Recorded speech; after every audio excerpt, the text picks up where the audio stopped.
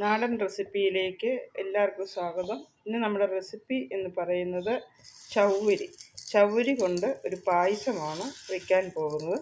അപ്പോൾ നിങ്ങൾ video skip ചെയ്യാതെ മുഴുവനായിട്ട് കാണാൻ ശ്രമിക്കുക.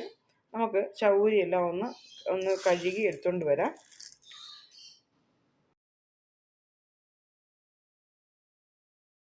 അപ്പോൾ നമ്മൾ ചൗവരി വേവിക്കാൻ വേണ്ടിയിട്ട് ഒരു കടായി വെച്ചിട്ടുണ്ട്.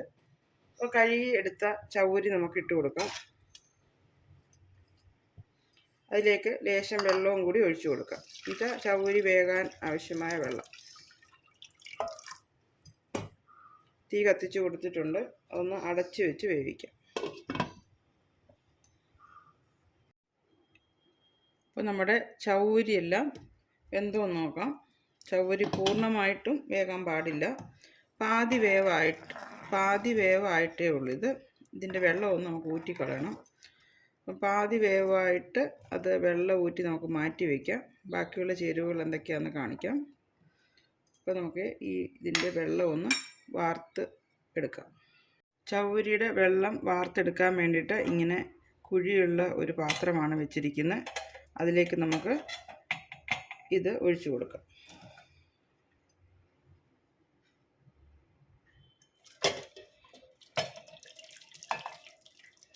ഇങ്ങനെ വാർത്തെടുക്കുമ്പോൾ മേത്ത് വീഴാതെ വേണം വാർത്തെടുക്കാനായിട്ട്.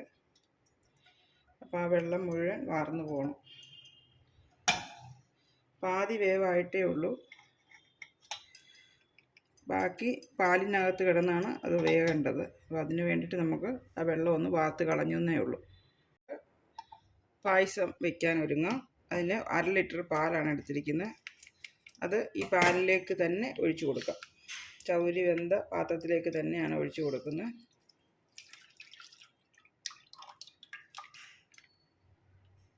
പാല് മുഴുവനായിട്ട് ഒഴിച്ചു കൊടുത്തിട്ടുണ്ട്. നമുക്ക് ഗ്യാസ് ഒന്ന് കത്തിച്ചു കൊടുക്കാം.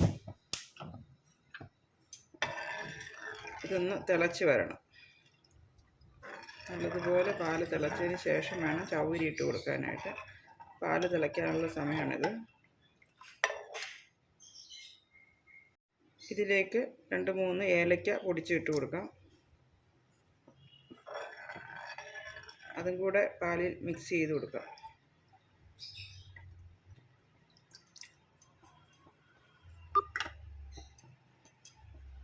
പാലൊക്കെ ഇവിടെ തിളച്ച് വരുന്നുണ്ട്. അപ്പോൾ ഈ സമയത്ത് വേണം ചൗവരി ഇട്ട് കൊടുക്കാനായിട്ട്. ചൗവരി ഇപ്പം കട്ട പിടിച്ച് ഇരിക്കുന്ന പോലെയാണ്. നമ്മളിതിലിട്ട് കൊടുക്കുമ്പോൾ അത് ലൂസായിക്കോളും.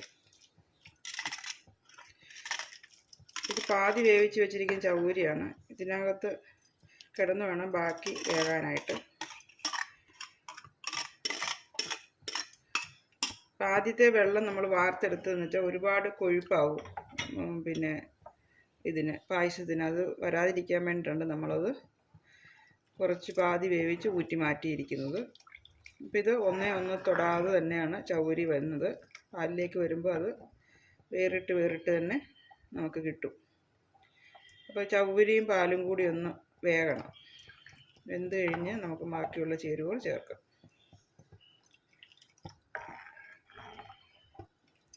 ഇടയ്ക്കൊന്ന് ഇളക്കി കൊടുക്കേണ്ടതായിട്ടുണ്ട്. അപ്പോൾ നമുക്ക് ഇടയ്ക്ക് ഒന്ന് ഇളക്കി കൊടുക്കാം.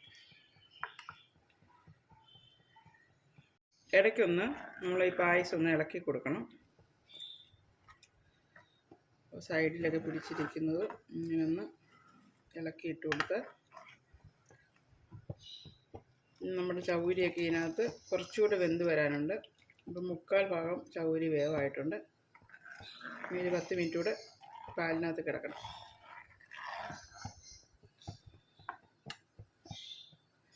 ചൗവരിയെല്ലാം തിളച്ച് ചൗവരി പാലിനകത്ത് കിടന്ന് നല്ലതുപോലെ വെന്ത് വന്നിട്ടുണ്ട്.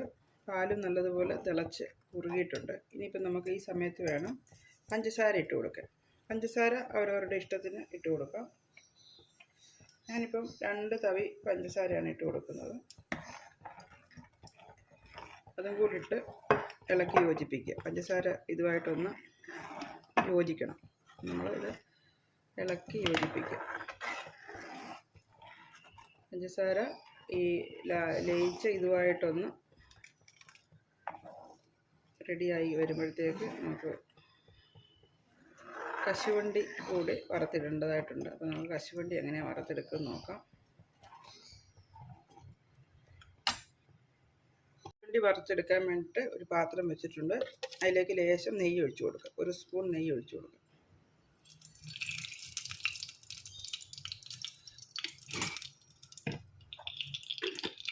നെയ്യ് ഒന്ന് മെൽറ്റായി വരുമ്പോഴത്തേക്ക് കശുവണ്ടി ഇട്ട് കൊടുക്കാം.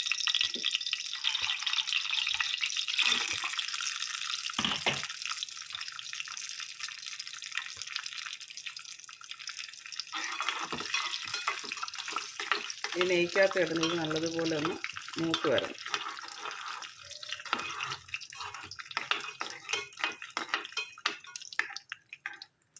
കശുവണ്ടി ഇവിടെ മൂത്ത് വന്നിട്ടുണ്ട്. ഇനി നമുക്കിത് പായസത്തിലേക്ക് ചേർത്ത് കൊടുക്കാം. പായസത്തിലേക്ക് നമുക്ക് ഈ കശുവണ്ടി ചേർത്ത് കൊടുക്കാം.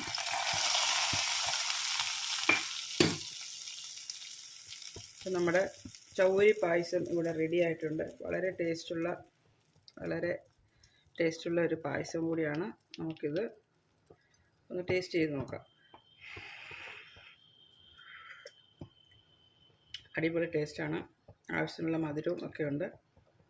അപ്പം ഈ റെസിപ്പി എല്ലാവരും വെച്ച് നോക്കുക, ലൈക്ക് ചെയ്യുക, ഷെയർ ചെയ്യുക. നല്ലൊരു പായസമാണിത്, ചൗവരി പായസം. അപ്പം അടുത്തൊരു നല്ല റെസിപ്പിയുമായിട്ട് എത്രയും വേഗത്തിൽ നിന്നായിരിക്കും. Thank you.